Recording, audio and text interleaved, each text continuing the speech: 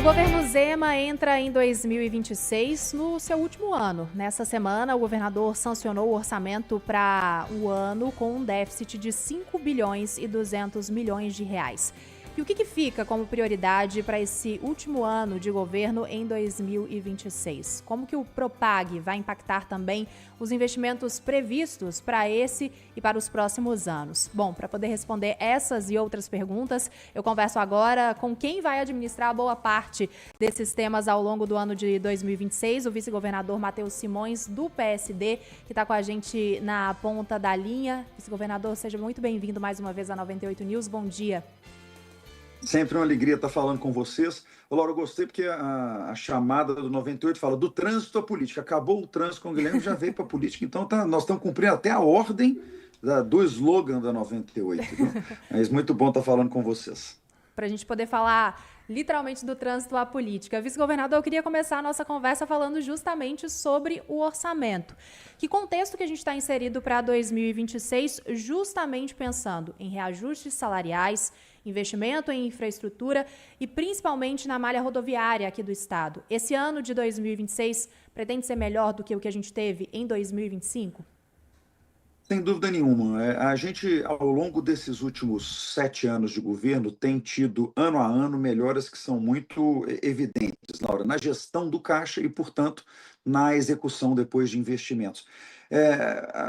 Diferente do que o governo federal parece achar, né, o governo federal trata o dinheiro de uma outra forma, mas a gente aqui aprendeu, porque a gente entende um pouquinho de conta, que se você quer gastar no ano, você precisa economizar no ano anterior. E a gente veio acertando as contas. Então, o que a gente observa é que a nossa condição de investimento melhorou todos os anos, desde o início do governo Zema. A gente tem a cada ano conseguido fazer investimentos mais altos. E não é diferente na passagem de 25 para 26, especialmente porque com a assinatura do Propag a gente tem e a perspectiva de venda da Copasa, a gente tem inclusive a obrigação legal de aumentar os investimentos em infraestrutura para o próximo ano. Então, para esse ano, nós temos de fazer um investimento adicional de mais de R$ 1 bilhão, além daquilo que foi gasto no ano passado. Então, estou muito animado com as perspectivas para esse ano, também porque nessa área de infraestrutura a gente começa a colher o resultado de alguns investimentos que foram feitos no passado e que a gente agora começa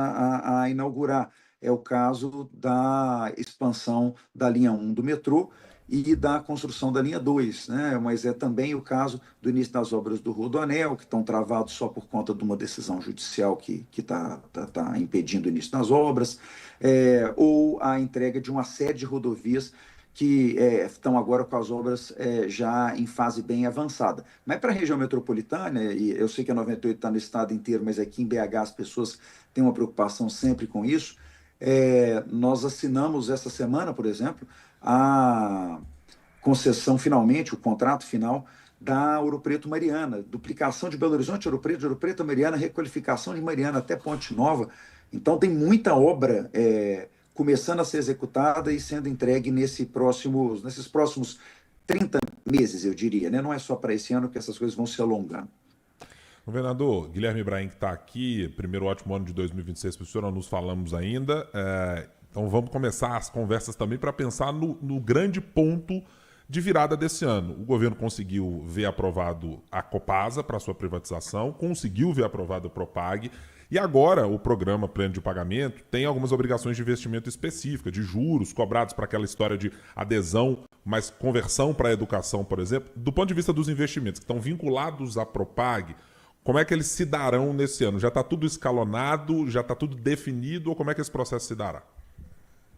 Guilherme, nós somos obrigados a entregar para o governo federal o plano de investimentos agora no final do mês de janeiro. Então, o que eu tomei de decisão? Eu fiz uma troca de fonte, né? Um artifício contábil.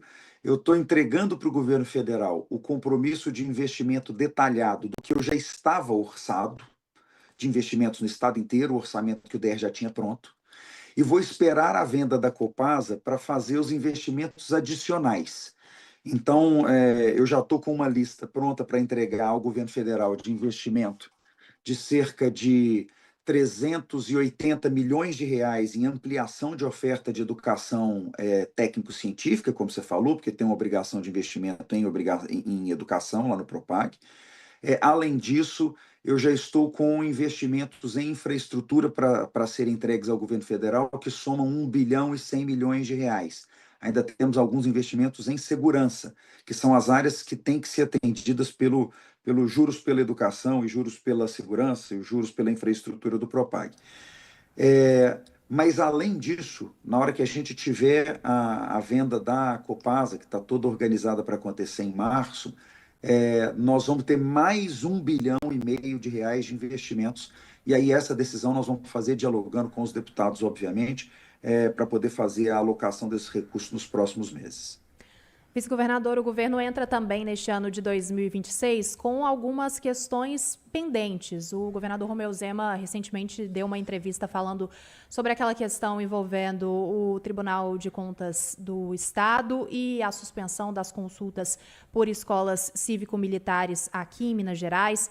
Temos pendências também envolvendo o caso dos pedágios na região norte aqui de Belo Horizonte, região metropolitana. Em 2024, a gente teve também algumas questões envolvendo suspensão sobre reparos em prédios públicos com contratos que tinham mais de 500 milhões de reais. Então, eu queria também o olhar do senhor para além do orçamento, como que o governo vai atuar para justamente tentar superar essas decisões em cenários que têm sido recorrentes com o tribunal. Eu lamento muito que o tribunal tenha decidido interferir em tomadas de decisão que são evidentemente administrativas, né? Qual é o papel do tribunal em impedir que a gente consulte os pais sobre se eles querem a transformação das escolas dos seus filhos em escolas cívico-militares? Assim, a troco de que o tribunal faz isso e usando qual poder o tribunal faz isso? Impedir uma consulta. Ou impede que a gente toque adiante processos de modernização das nossas escolas, como aconteceu com a suspensão do projeto Somar. O projeto Somar é um projeto de extremo sucesso, em que a gente traz entidades do terceiro setor para nos ajudar na gestão de algumas escolas. A gente estava com tudo pronto para entregar algumas escolas nossas para o sistema Senac. As escolas passariam a ter o acompanhamento das melhores escolas técnicas do país, e também foi suspenso. Para não falar no prejuízo que está causando aos municípios, porque também suspenderam o nosso projeto Mãos Dadas, em que a gente repassava recursos para os municípios reformarem e construírem escolas para a educação básica do 1º ao 5º ano. Essa politização do ambiente do controle de contas é muito ruim. Não é ruim só em Minas, não. A gente está vendo o que está acontecendo em Brasília, com esse comportamento estranhíssimo do TCU, no que diz respeito ao caso do Banco Master, né? Um negócio que me deixa assim, muito preocupado. Você vê o Tribunal de Contas lá em Brasília impedindo as investigações, interferindo nas investigações sobre a fraude bancária cometida. Então, a gente tem que começar a discutir de novo no Brasil o papel do nosso controle de contas. Ele precisa, sim, controlar as contas, é importantíssimo. Eu sou um grande defensor do controle externo, mas ele não pode entrar na esfera política nem começar a tomar decisão administrativa. Afinal de contas, os conselheiros e os ministros de contas não foram eleitos. Eles ocupam cargos de nomeação e, portanto, eles não podem tentar interferir na realização daquilo que é a vontade popular, né? Mas o nosso Tribunal de Contas ele está num momento difícil porque ele está com poucos conselheiros. Então, nós temos 3 vagas lá que não foram ainda nomeadas, porque são processos que dependem da Assembleia e da Justiça. Eu acho que quando os conselheiros estiverem todos nomeados, isso volta ao normal, porque eu acho que também é um pouco do atabalhoamento, né? Ficou pouca gente para muito serviço. Eu tenho essa expectativa de que isso melhore ao longo dos próximos meses. A nossa relação com os conselheiros e com o tribunal é muito boa. Acho que a gente vai conseguindo construir isso aí com diálogo. Basta dizer, por exemplo, que eles conseguiram resolver, o presidente Durval fez isso com muito empenho, a situação do Hospital de Teófilo Otoni, que está aberto graças a um acordo que a gente fez lá no tribunal recentemente. Está entregue já à Fundação Mário Pena, maior hospital do interior de Minas. Também a questão da troca dos ônibus de Belo Horizonte, que a gente fez com o apoio do conselheiro Agostinho Patrus, que foi quem conduziu esse acordo. Então, eu tenho boas expectativas que a gente consiga superar com o diálogo, em que pese eu achar que a gente tem que voltar a discutir tecnicamente o papel dos tribunais de contas no país. Ao longo dos anos, vice-governador, o governo apostou sempre numa ideia, e até tem um slogan muito relevante, acho que até para o Partido Novo, da ideia da Minas Livre para crescer, para diminuir algumas amarras identificadas nos municípios mineiros, de processos que podiam dificultar o acesso deles a investimentos. São mais de 580 cidades na última conta, no último número que eu tinha aqui. Dá para garantir ao final desse ciclo de governo Zema que haverá um crescimento melhor dos municípios? O governo tem conseguido crescer o PIB de Minas numa taxa aí de mais de 3%, 3,5%, 3,1%, pós ali pandemia, né? Dá para garantir nesse ano de 2026 um cenário melhor de crescimento do que tivemos até agora? Eu tenho convicção que sim. Guilherme, vamos pensar, né? Eu falo que o governo, o que ele pode fazer para o desenvolvimento são basicamente três coisas. Ele pode promover infraestrutura, isso a gente tem feito, seja do ponto de vista das rodovias, seja do ponto de vista elétrico. Ontem, por exemplo, eu tive a felicidade de inaugurar a subestação número 148 da CEMIG, ou seja, nós saímos de 400 subestações que existiam em Minas Gerais no começo do governo para agora 548 subestações. Já é um aumento de quase 40% desde o começo do governo, e nós vamos chegar a 50%, nós vamos chegar a 200 subestações, um aumento da capacidade de fornecimento de energia. Você tem a infraestrutura de estradas, que a gente conversou agora mesmo, e temos grandes obras acontecendo no estado inteiro de infraestrutura de estradas. Isso é uma coisa que o governo pode fazer. A segunda coisa que o governo pode fazer é formação de mão de obra técnica. E a gente tem feito com o Trilhos de Futuro, 80 mil bolsas por ano. A gente está mudando a realidade do ensino técnico de Minas Gerais com isso. A terceira coisa que o governo pode fazer é o que eu carinhosamente falo, sair da frente, parar de atrapalhar, porque o governo atrapalha muito quem pretende empreender no Brasil.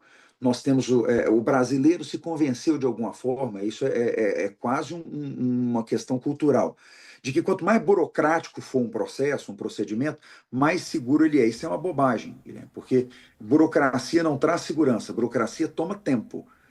O que traz segurança é fiscalização.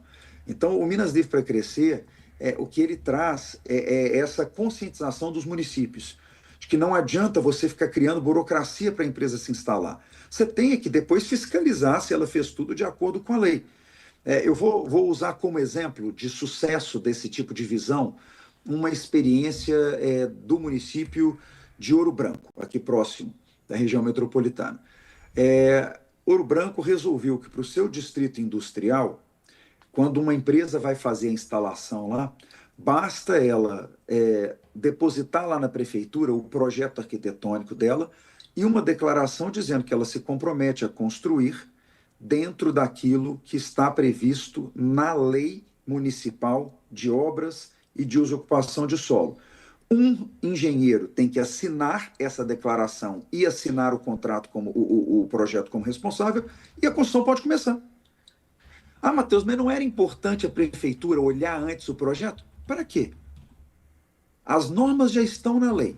Tem um engenheiro assinando dizendo que está cumprindo a lei. O projeto está entregue para a prefeitura. Se a prefeitura quiser, a qualquer momento ela pega o projeto, olha, pode conferir, pode ir lá na obra, conferir se ele está construindo do jeito que está previsto no projeto, mas a troco de que 8, 9, 10 meses para um engenheiro da prefeitura conferir as medidas que estão no projeto, se as regras estão estabelecidas na lei e se tem um engenheiro assinando dizendo que está tudo sendo cumprido. E aí você fala, Matheus, mas é para o causa da segurança. Segurança de que o projeto está certo, né, Guilherme? Porque segurança de que a obra está certa eu só tenho quando eu fiscalizo. E é por isso que eu falo, olha, não adianta fazer fiscalização de papel. A gente tem que fazer fiscalização física. Tira o cara que você pôs no gabinete para ficar fiscalizando o papel, que não significa nada, e manda ele lá olhar a obra, para ver se a obra está de acordo com aquilo que foi apresentado para a prefeitura. Então, é essa consciência, e lá já é um sucesso, o distrito já é um sucesso. Então, é esse tipo de avanço de mentalidade que a gente tem trabalhado e isso tem acontecido, viu? Eu fico feliz de ver. Por fim, governador, para não passarmos ilesos, evidentemente é um assunto importante do ano de 2026. O senhor tem sido um grande defensor da ideia da direita unificada aqui no Estado, de que se encontre pontos de interseção entre as demandas que o PSD tem no momento, que o PL tem no momento e que os outros partidos que estão gravitando no entorno da sua pré-candidatura. Especificamente com o PL, o senhor está trabalhando com prazo para quando que tenha uma definição para que o senhor tenha palanques garantidos, né? Para chegar na cidade do interior, ser recebido pelo prefeito do PL e dizendo o seguinte: esse aqui é o meu candidato a presidente, aliás, esse meu candidato ao governo de Minas Gerais. Assim, nós hoje já somos 9 partidos reunidos, né? O PSD, o Novo, o PP, União Brasil, o PRD, Mobiliza, Podemos e o Democracia Cristã, já representando mais de 40% do tempo de TV, mais de 30% das bancadas estadual e federal. Então, esse grupo já está consolidado. Eu continuo com conversas muito intensas com o PL e também com republicanos, porque eu entendo que ter Nicolas e toda a bancada do PL comigo, ter Cleitinho e todos os deputados e lideranças do Republicanos comigo, acaba de fechar a direita no Estado.